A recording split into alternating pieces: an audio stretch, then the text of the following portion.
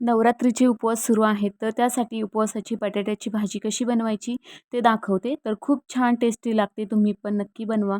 तर इथे मी 4 बटाटे साल काढून बारीक कट करून घेतलेले आहेत. तर हे कट केलेले बटाटे स्वच्छ धुवून घ्यायचेत आणि इथे 4 ते 5 मिरच्या बारीक कट करून घेतल्या आहेत.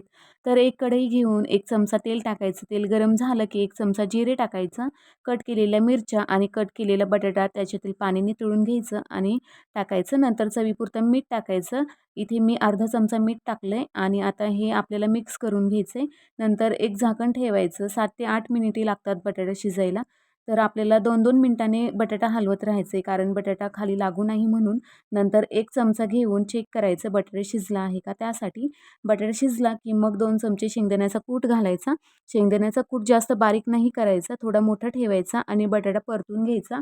नंतर 1 मिनिट वाफ काढायची. तर इथे आपला उपवासाचा बटाटा बनवून तयार आहे.